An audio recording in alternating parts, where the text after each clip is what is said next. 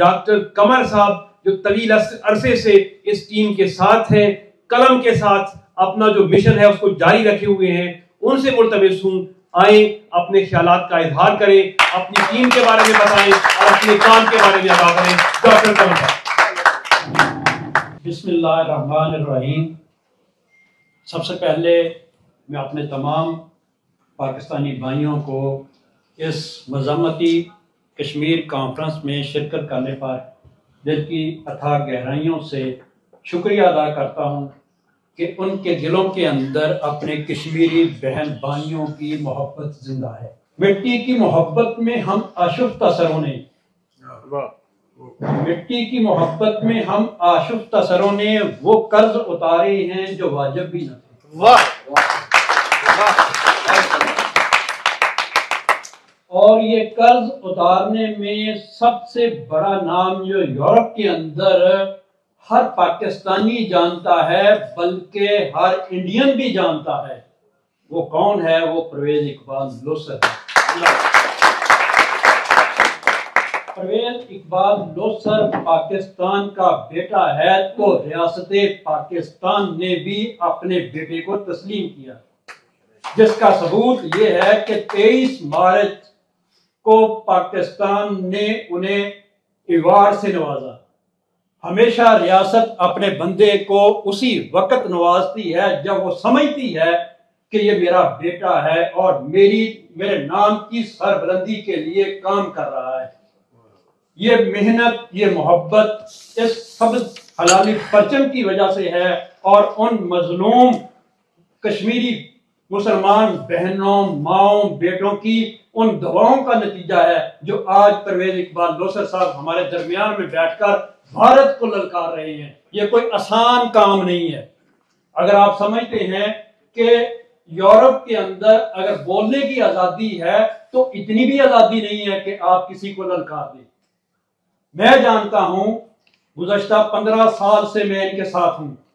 Europe के वो तमाम मुल्क जिनके अंदर हमारी तंजीम साजी है, EU पाक फ्रेंडशिप फेडरेशन मौजूद है, हमारे सदर मौजूद हैं, हमारी पूरी टीम, जनरल सेक्रेटरी मौजूद है, तर्जमान मौजूद हैं। उन तमाम शहरों में मैं इनके पीछे खड़ा रहा हूं। मैं देखता रहा हूं कि किस तरह अखबारात के अंदर इनके खिलाफ इंडिया ने एक पूरी मुहिम चलाई। आप लोगों के सामने भी होगी कि जब इन्हें दहशतगर्द और पता नहीं क्या क्या कुछ कहने की कोशिश की गई और रियासत पाकिस्तान इस अपने बेटे के पीछे खड़ी भी नजर आई। ऐसा कभी नहीं हुआ, ऐसा कभी भी नहीं हुआ कि आप इस सब हलाली परचम को लेकर खड़े हों और ये इस परचम के मतवाले और इसके मुहाफिज आपके पीछे खड़े ना हों। मैं सिर्फ 2 बातें मजीद करूंगा। एक तो ये कि हमें यूरोप में रहते हुए, क्योंकि मैं यूरोपियन अखबारात पढ़ता हूँ, मुख्तलिफ ज़बानों के तराजुम करता हूँ, तो मैं देखता हूँ कि यहाँ पर हमारे जो मामलात हैं वो कुछ बेहतर नहीं जा रहे। वो हमारी अपनी नाइत्तफाकियों की वजह से नहीं जा रहे, हमारे अंदर इत्तफाक ना होने की वजह से नहीं जा रहे। इत्तफाक किस तरह हो सकता है? मेरे एक पेशरो मुकर्रर ने कहा कि इस सबल हलाली परचम के नीचे इकट्ठे हो जाएं, जो मजहबी तकसीम है उससे निकल जाएं, जो सियासी तकसीम से निकल जाएं। हम सिर्फ और सिर्फ पाकिस्तानी हैं, इसके अलावा हमारी कोई पहचान नहीं है। आप किसी अदारे के अंदर चले जाएं, यहाँ वो आपका पासपोर्ट देखते साथ ही वो कहेगा ये पाकिस्तानी है। वो कभी नहीं कहेगा ये मुस्लिम लीग नून का है, पीपल्स पार्टी का है, तहरीक इंसाफ का है, जमीयत का है। कभी नहीं वो सोचेगा ये बात। ना वो ये सोचेगा ये अहले हदीस है, सुन्नी है, अहले तकी है। उसके जहन में सिर्फ पासपोर्ट देखते साथ ही एक ही बात आएगी कि ये पाकिस्तानी है। और जरूरत इस अमर की है कि हम भी पाकिस्तानी ही बन जाएं। अगर हम पाकिस्तानी बन जाएंगे, एक मुठ हो जाएंगे, तो बहुत सारे जो मसाइल हैं, छोटे छोटे मसाइलों से हम बाहर निकल जाएंगे। ये कोई मुश्किल नहीं है। उसके लिए एक क़यादत की भी जरूरत है। अगर आप दोस्त आज हमारी गुफ्तगू यहाँ सुन रहे हैं, हमारे पास लाए अमल भी है, हमारे पास क़यादत भी मौजूद है, हौसला भी मौजूद है, हमारे पास जुर्रत भी है, हमारे पीछे रियासत पाकिस्तान भी है।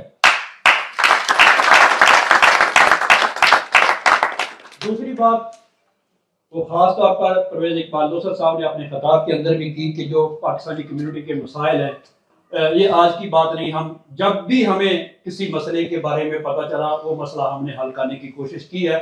और मैं यकीन के साथ कहता हूं जो लोग हमारे साथ जुड़े हुए हैं उन्हें पता है कि 90% तक जो मसाइल हैं वो हमने हल किए हैं। गो हम उस तरह उसकी एडवर्टाइज नहीं करते, बहुत सारी ऐसी चीजें होती हैं जो सामने नहीं दिखाई जाती, लेकिन एक मसला मैं आप परवेज इकबाल लोसर साहब के सामने रखना चाहता हूं, वो इंतहाई जरूरी है। हर पाकिस्तानी उससे किसी ना किसी वक्त में उसके सामने वो मसला आएगा कि हमें बार्सिलोना के अंदर नादरा का डेस्क चाहिए। नादरा की यहाँ पर मौजूदगी होना जरूरी है। हमारे बहुत सारे बायोमेट्रिक जो फिंगरप्रिंट हैं उनके लिए हमें पाकिस्तान जाना पड़ता है, या हुकूमत पाकिस्तान वो ऑनलाइन कोई ऐसा सिस्टम दे कि बंदा स्पेन के अंदर, बार्सिलोना के अंदर, यूरोप के अंदर बैठा वो बायोमेट्रिक कर सके। मेरे बहुत सारे दोस्त या बहुत सारे पाकिस्तानी जो मुझे मैसेज करते हैं कि मैंने लाइसेंस की तजदीद करवानी थी, मुझे पाकिस्तान जाना पड़ा।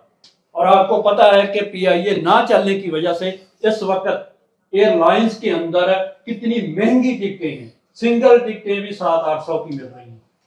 तो इस महंगाई के दौर में और क्राइसिस के दौर में जरूरी है कि हुकूमत पाकिस्तान फौरी तौर पर इस बात का नोटिस ले, नादरा का डेस्क बनाए यहाँ पर, और बायोमेट्रिक का जो निज़ाम है वो चाहे फौरन ऑनलाइन करे या अपना यहाँ पर बंदा बताए। तो मैं अपने तमाम पाकिस्तानी भाइयों का इंतहाई मशकूर हूँ जिन्होंने इतने इन्हमात से मेरी गुफ्तगू को